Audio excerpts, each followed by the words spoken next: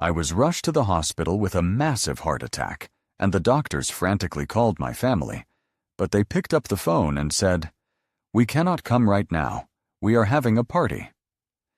Even when the surgeon told them this could be his last chance to say goodbye, they did not show up. A week later, they finally came to the hospital looking for my checkbook, but my bed was empty, and the sheets were cold. There was just a note on the pillow. When they read it, their faces went pale, and their perfect little world began to crumble. My name is Harrison Prescott. I am 70 years old, and for 40 years I built skyscrapers and luxury condos across the state. I know the difference between a load-bearing wall and a facade. I know how to spot a crack in the foundation before the whole building comes down. But I never saw the cracks in my own family until the day my heart tried to stop beating. Before I tell you how I made them pay for every second of their betrayal, let me know where you're watching from. In the comments. Hit like and subscribe if you have ever felt unappreciated by the people you sacrificed everything for. It was a Saturday afternoon in late October. The air in my garage smelled of old motor oil and sawdust, which to me is the smell of peace. I was under the hood of my 1967 Mustang Fastback. It was a project car I had bought 3 years ago, a rust bucket that I was restoring piece by piece with my own hands. My wife, Beatrice, hated it. She said a man of my wealth should drive a new Mercedes or have a chauffeur, but I liked the grease under my fingernails. It reminded me of who I was before the money. Before Prescott Developments became a multi-million-dollar empire, before I became just a walking wallet to the people living in my house, I was tightening a bolt on the alternator when it happened. It was not a sharp pain like in the movies. It was a crushing weight. It felt like a bag of wet cement had been dropped directly onto my chest from a 10-story window.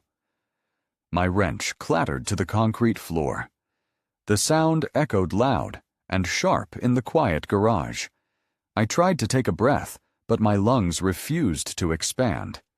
It was as if the air in the room had turned into solid lead. My knees gave out. I collapsed against the cold fender of the Mustang and slid down to the oil-stained floor. My left arm went numb. A cold sweat broke out over my forehead, instantly soaking my gray hair. I knew exactly what this was. I had seen it happen to my foreman 10 years ago. It was a heart attack, and it was a big one. I gasped for air like a fish thrown onto a dock. My vision started to tunnel, closing in at the edges, with black static. Panic flared in my gut, but I forced it down. I am Harrison Prescott. I do not panic. I solve problems. I reached into the pocket of my grease-stained coveralls for my phone. My fingers felt like clumsy sausages. I could barely feel the screen.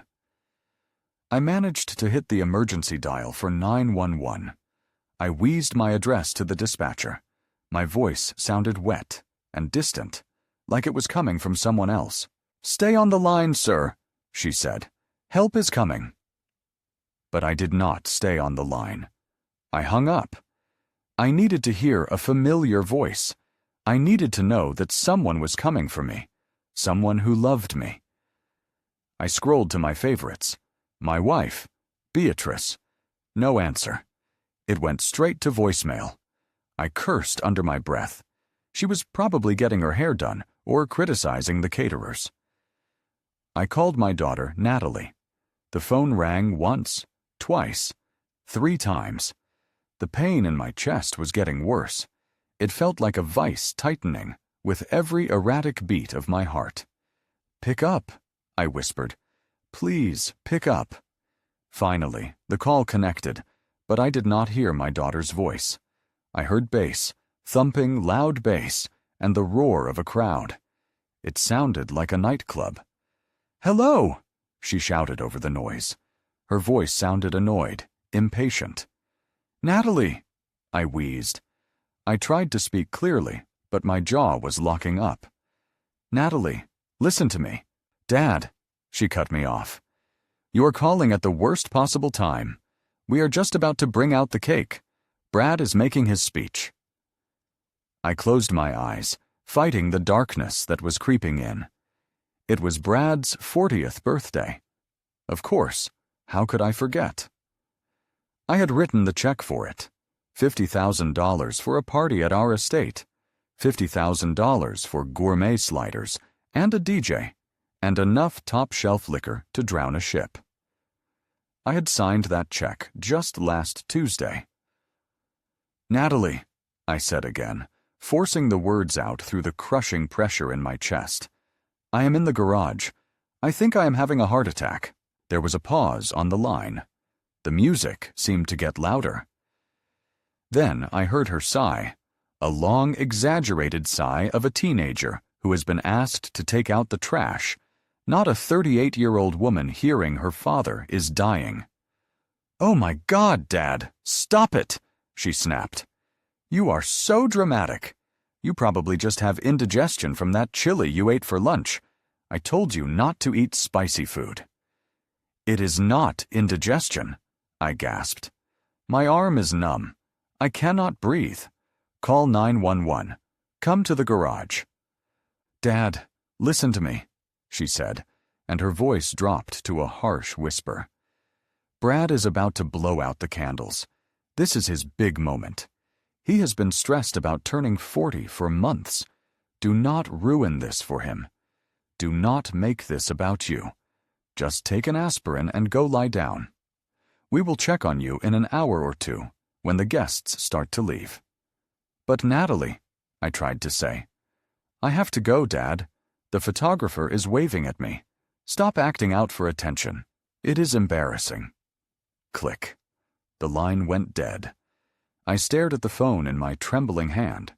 The screen went black, reflecting my own face. Pale, sweating, dying. She hung up, my own daughter, the girl I had sat up with when she had the flu, the girl whose college tuition cost more than my first house, the girl I had walked down the aisle and handed over to that parasitic husband of hers. She hung up on me. I dropped the phone. It slid across the concrete floor, just out of reach. I slumped sideways, my cheek pressing against the cold, hard ground. The smell of oil and rubber filled my nose. From where I lay, I could see the bottom shelf of my workbench. There was a small box sitting there, wrapped in silver paper. It was a Rolex Daytona, a vintage model. I had spent 6 months tracking it down for Brad. I was going to walk up to the main house after I finished with the car. I was going to shake his hand and give him a $40,000 watch and tell him I was proud of him, even though I had to force the words out. I looked at that silver box, and I felt something break inside me that had nothing to do with my heart. It was not a valve or an artery. It was the illusion I had maintained for decades. The illusion that my family loved me. They did not love me. They loved what I provided. They loved the checks. They loved the vacation homes.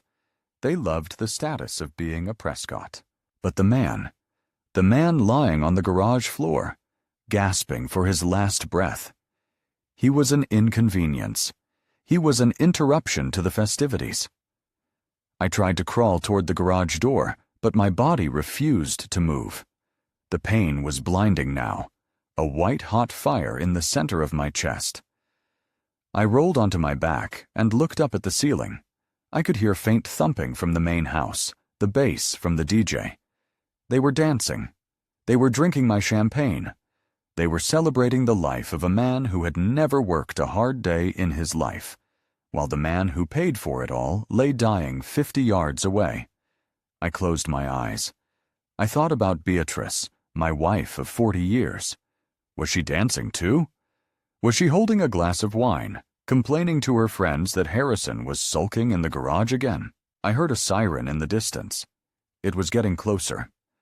The wail rose and fell, piercing the Saturday afternoon air. The neighbors. Mrs. Gable next door must have seen the ambulance I called. Or maybe she saw me collapse through the open garage door. The siren got louder, drowning out the party music. I heard tires screech on the driveway, car doors slamming, heavy boots running on concrete. "In here!"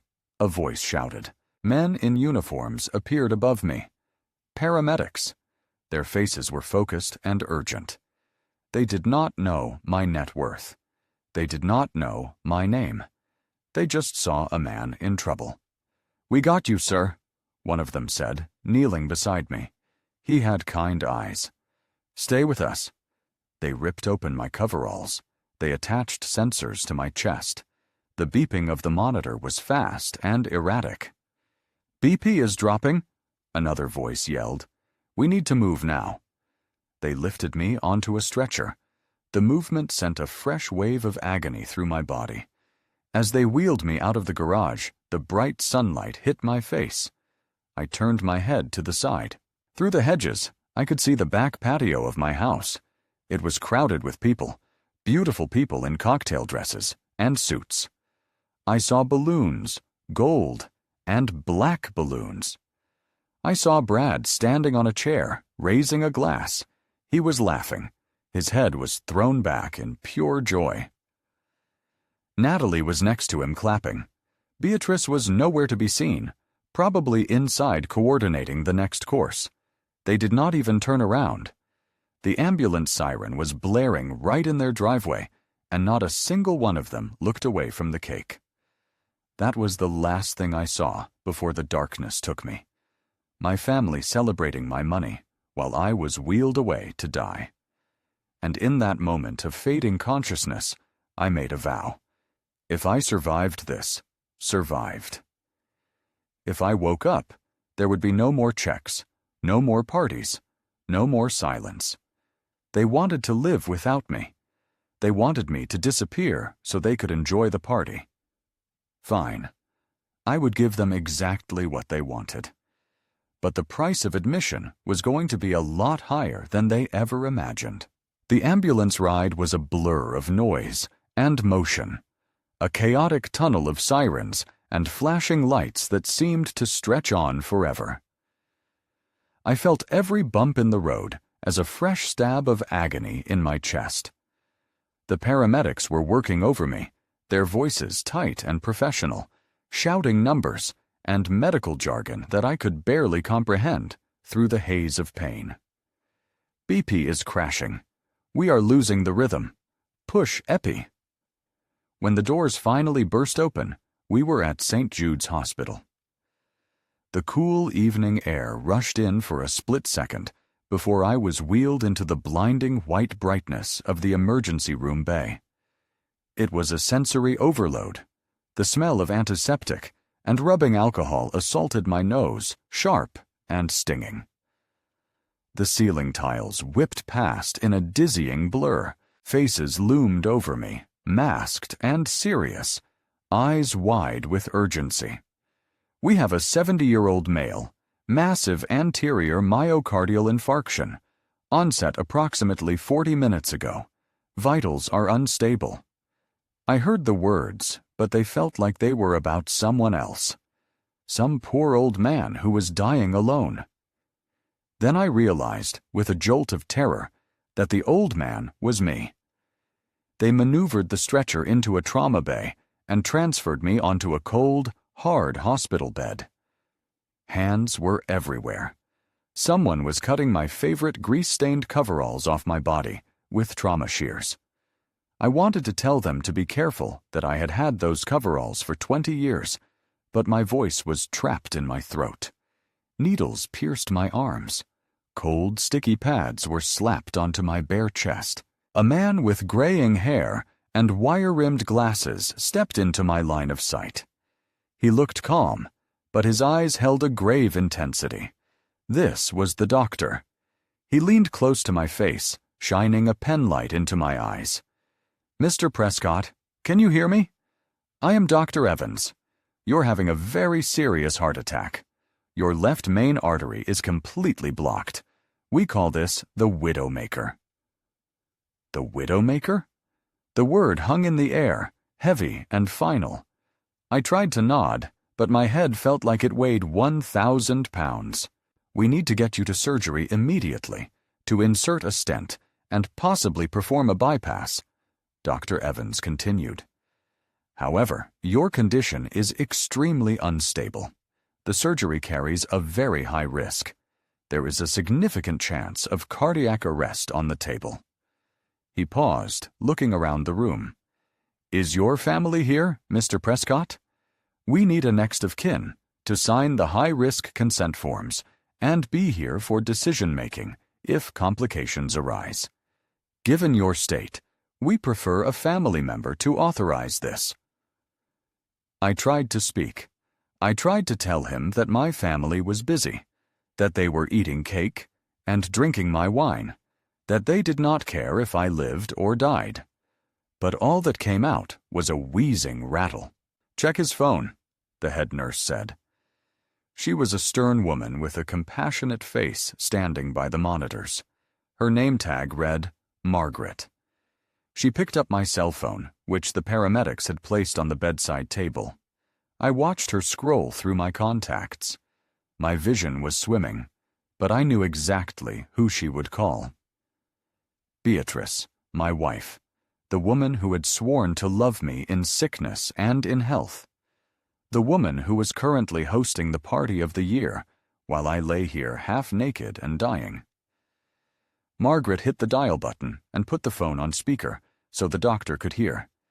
The ringing sound filled the small trauma bay.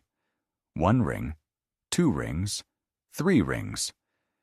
Please, I thought, please, Beatrice, just this once, be the woman I married. Be the person who used to hold my hand when I had a fever. The call connected. Hello? Beatrice's voice boomed through the speaker. She sounded breathless and annoyed. I could hear the clinking of crystal glasses in the background and the murmur of 100 conversations. Someone was laughing. A high-piercing shriek that sounded like a hyena. Mrs. Prescott, this is Margaret, the head nurse at St. Jude's emergency room, Margaret said, her voice clear and authoritative. We have your husband, Harrison, here. He has suffered a massive heart attack. There was a pause on the other end. I held my breath. My heart fluttered in my chest. A dying bird trying to escape a cage. Oh, really? Beatrice said, and her tone was not one of shock or fear. It was the tone she used when the dry cleaner lost a button on her blouse. Is it serious? Or is he just having another one of his episodes? Harrison tends to exaggerate when he wants attention. Ma'am, this is not an exaggeration, Dr. Evans interjected, leaning toward the phone. His voice was sharp. Your husband is in critical condition. We need to operate immediately, but the risk is very high. We need you here to sign the consent forms and to be present. You need to come to the hospital right now. I watched the phone, waiting for her to scream, waiting for her to drop everything, waiting for the sound of car keys jingling. Instead, I heard a heavy sigh, the sound of ice cubes rattling in a glass. I cannot come right now, Beatrice said flatly. Her voice was loud enough for everyone in the room to hear. We are in the middle of the toasts. The mayor just arrived. I cannot just leave my guests. It would be incredibly rude. The room went dead silent. The beeping of my heart monitor seemed to get louder, faster. The nurses stopped what they were doing. Dr. Evans looked at the phone as if it had turned into a snake. Mrs. Prescott, Margaret said, her voice trembling with suppressed rage. Did you hear the doctor? Your husband could die tonight. This is a life-or-death situation. Look! Beatrice snapped, her patience gone. Harrison is a tough old bird. He has survived worse. He is probably fine. I am not going to ruin my son-in-law's 40th birthday party because Harrison decided to have a health scare tonight of all nights. Do what you have to do, she continued dismissively. Do the surgery. Don't do the surgery. I don't care. Just handle it and listen to me. Do not call me back tonight. I have guests to entertain, and I will not be disturbed again. If he dies, call me tomorrow morning, after 10 a.m. I plan on sleeping in." The line clicked. Then the drone of the dial tone filled the room. The silence that followed was suffocating. It was heavier than the pain in my chest. It was a physical weight pressing down on me, crushing what little spirit I had left. I looked at Dr. Evans. He was staring at the phone, his mouth slightly open in disbelief. He looked up and met my eyes. For a moment, the professional mask slipped. I saw it. I saw the pity. He felt sorry for me, not because I was sick, not because I was in pain, but because I was a man whose life meant less to his wife than a birthday party toast. He looked at me like I was a discarded dog left by the side of the road. That look broke me. Hot tears welled up in my eyes and spilled over, running down my temples, into my ears. I was not crying from the physical agony, although that was immense. I was crying from the shame, the burning, humiliating shame of it all. I had spent 40 years building an empire. I commanded respect on construction sites across the country. I signed checks that could buy small islands. And yet here I was, alone and unloved, valued less than a cocktail party. My family had not just abandoned me. They had discarded me. Beatrice's words echoed in my mind. "Call me tomorrow after 10 a.m. I plan on sleeping in." She was betting on my death. She was probably already calculating the insurance payout, figuring out how to spend it before my body was even cold. "Harrison," Margaret said softly. She reached out and wiped the tears from my face with a tissue. Her touch was gentle, the first kindness I had felt all day. "We still need to do this surgery." I took a ragged breath. The pity in the doctor's eyes had ignited a spark of something deep inside me. It was not hope. It was anger. Cold, hard anger. I am not going to die like this, I thought. I am not going to die so she can sleep in. I am not going to die so Brad can enjoy his new watch. I tried to lift my arm. It felt like lead, but I forced it to move. I pointed a shaking finger at the clipboard in Dr. Evans's hand. "Give it to me," I rasped. My voice sounded like grinding stones. Dr. Evans hesitated. "Sir, we usually prefer family for this kind of risk." "I am my family," I wheezed. I realized in that moment it was the truest thing I had ever said. I was my only family. They had resigned from the position. "Give me the pen." Margaret placed the clipboard on my chest. She put the pen in my right hand. My fingers trembled uncontrollably. The pain in my chest spiked a fresh wave of fire that made my vision go white for a second. But I gritted my teeth. I focused on the line at the bottom of the page. I thought about the party. I thought about the laughter. I thought about the empty spot where my wife should be. With every ounce of strength I had left, I scrolled my signature. It was messy. It was shaky. But it was there. Harrison Prescott. I dropped the pen and looked straight at the doctor. I wanted him to see me. Not the victim. Not the discarded husband, but the man who built skyscrapers. "I take responsibility," I whispered, staring him down. "I take responsibility for my own life, since apparently no one else wants it." Dr. Evans nodded slowly, a new respect replacing the pity in his eyes. He took the clipboard. "All right, team," he shouted, his voice snapping back into command mode. "Let's move. Cath Lab 1 now." As they unlocked the wheels of the bed and began to run down the hallway, I stared up at the passing lights. I was alone. I was terrified. But I was also alive. And as long as I was alive, there was a reckoning coming. Beatrice wanted to sleep in. Well, I was going to make sure she woke up to a nightmare. I woke up to the rhythmic electronic symphony of the intensive care unit. Beep, hiss, click. Beep. It was the soundtrack of survival, but to my ears, it sounded more like a countdown. The room was dim, lit only by the glowing green and red numbers on the monitors stacked around my bed like a fortress.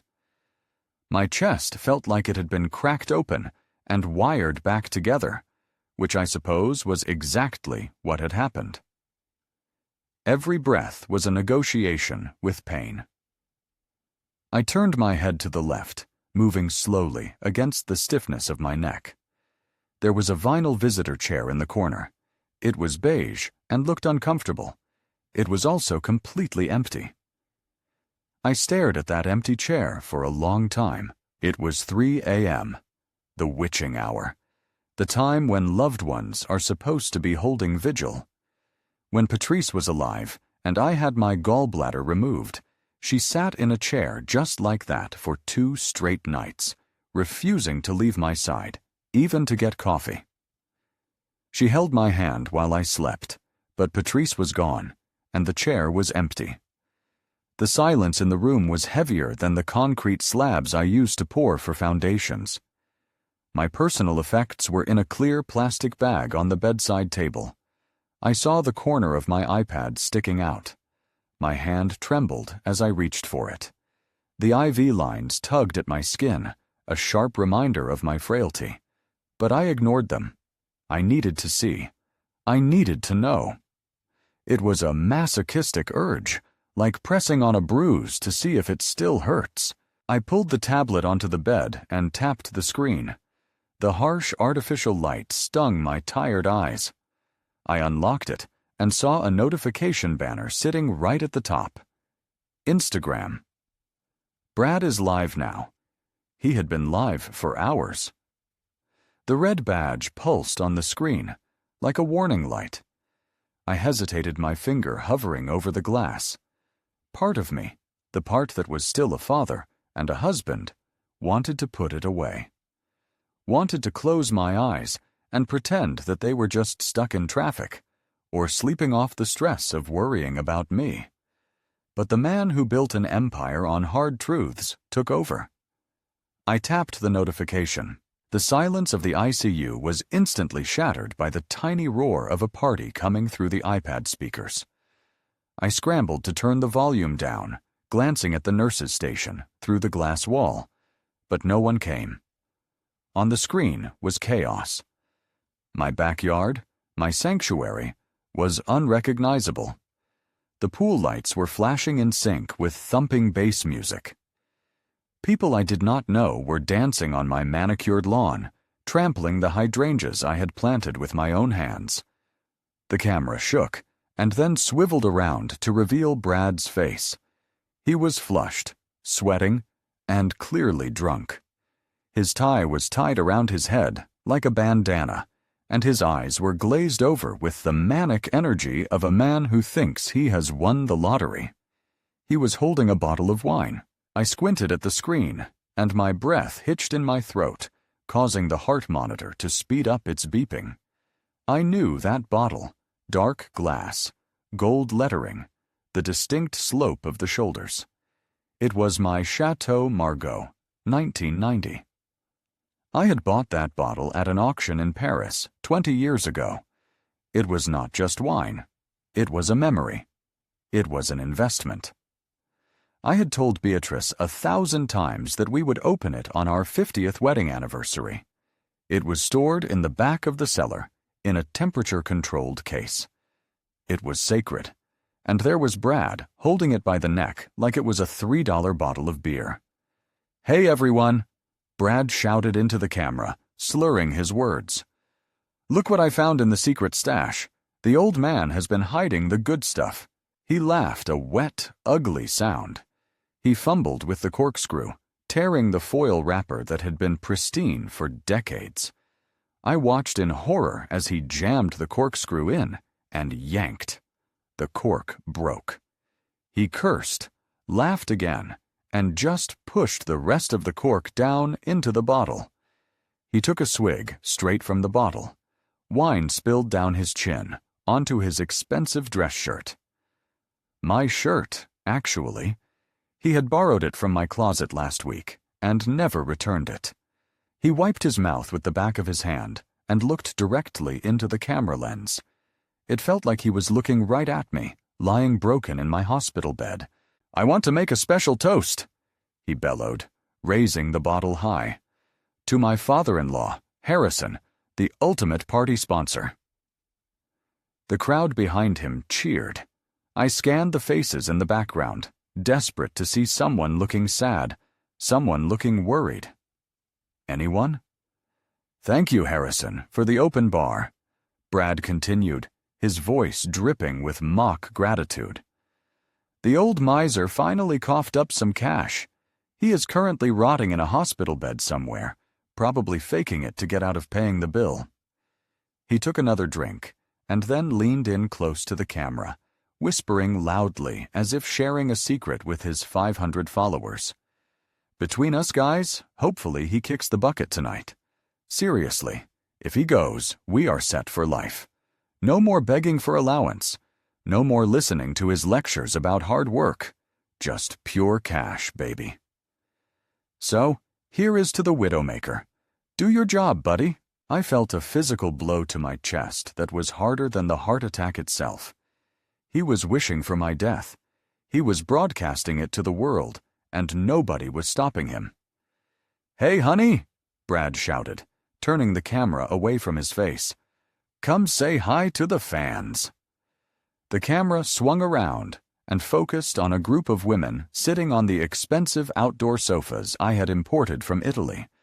In the center, holding court with a glass of champagne in each hand, were Beatrice and Natalie, my wife, my daughter. They were laughing, not a polite, nervous laugh, a deep belly laugh. Beatrice threw her head back, her pearl necklace catching the strobe lights. She looked radiant. She looked happy.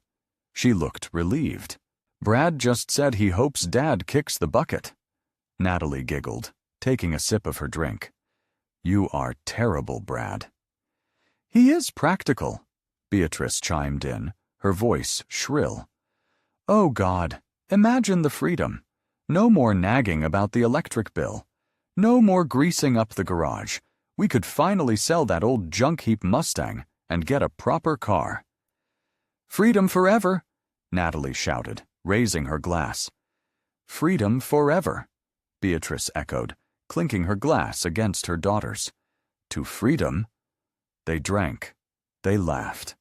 They went back to their party. I stared at the frozen image on the screen. My wife and daughter toasting to my death, calling it freedom. The video buffered for a second, then cut out as the battery on the iPad died.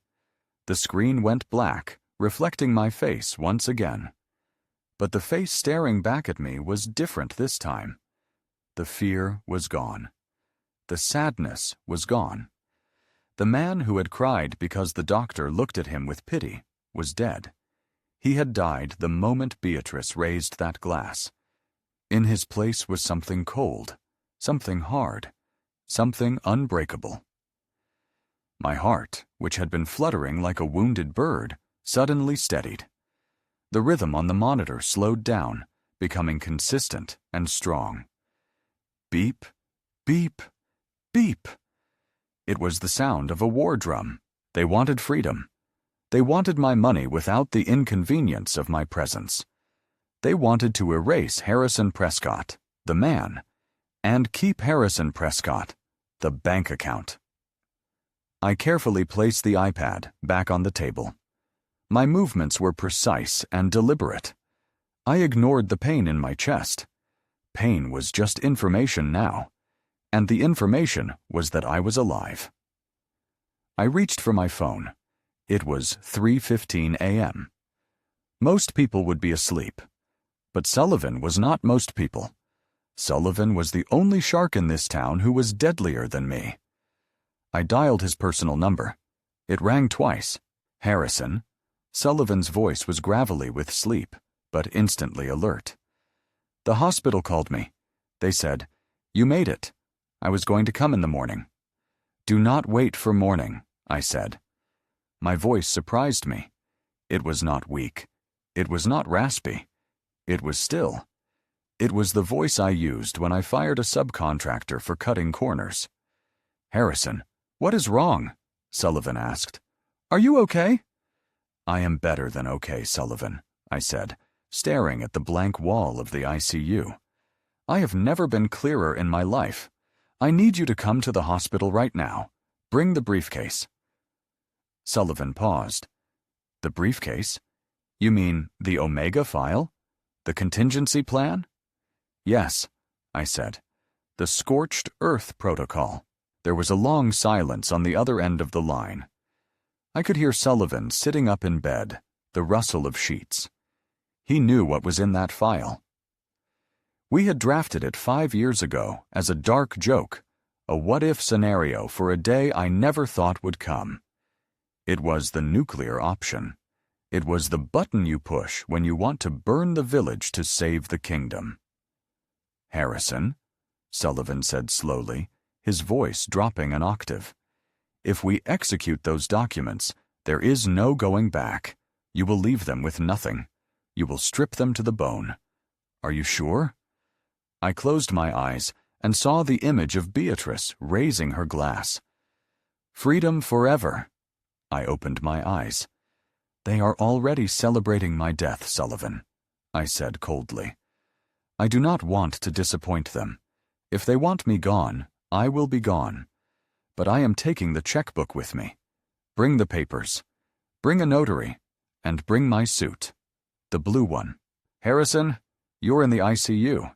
You cannot leave. Watch me," I said. I hung up the phone.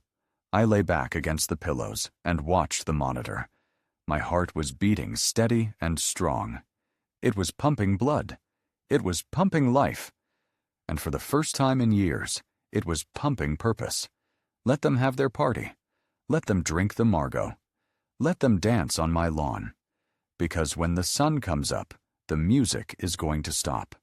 And when the hangover sets in, they are going to realize that the ATM has been unplugged permanently. I waited for Sullivan, listening to the beeps, plotting my exit. The Widowmaker hadn't killed me, and my family sure as hell wasn't going to finish the job.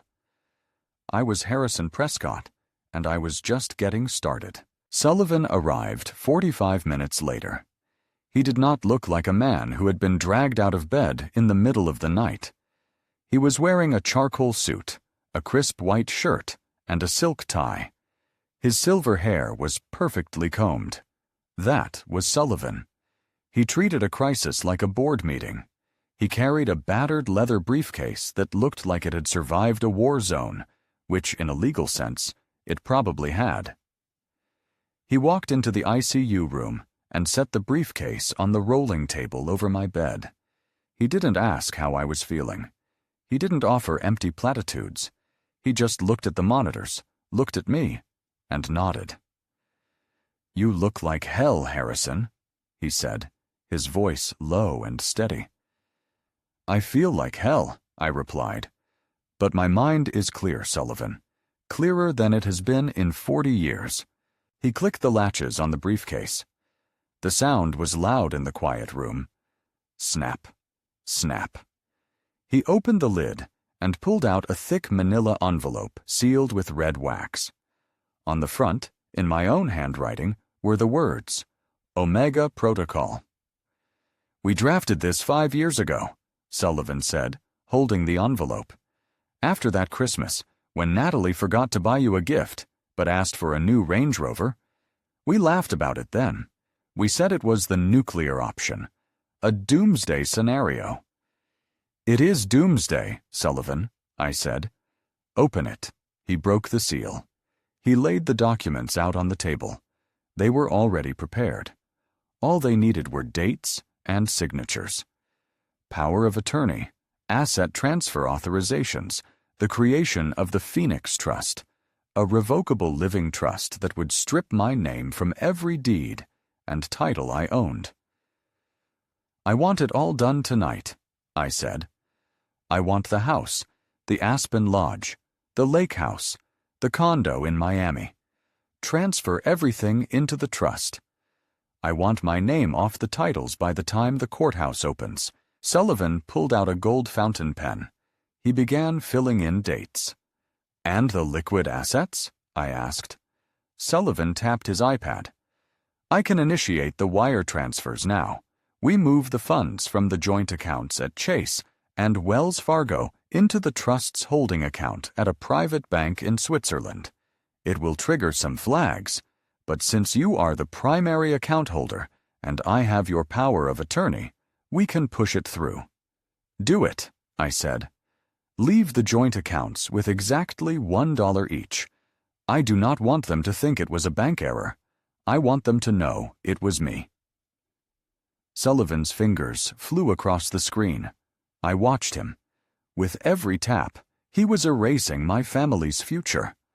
He was deleting the inheritance they thought was their birthright. Beatrice has a supplementary card on your AMX Centurion, Sullivan said, not looking up. And Natalie has the platinum. Brad has a gold card attached to the business account. Cancel them, I said. All of them. Report them as compromised. Flag them for immediate decline. Sullivan paused. His finger hovered over the screen. He looked up at me over his reading glasses. His eyes were dark and serious. Harrison, he said softly, if I press this button, if we execute these transfers, they will wake up to nothing. No access to cash, no credit, no legal claim to the roof over their heads. You are cutting off their oxygen. I thought about the live stream.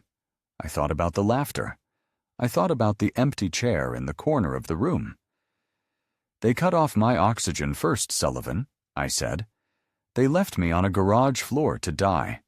They told the doctors not to call back because they wanted to sleep in.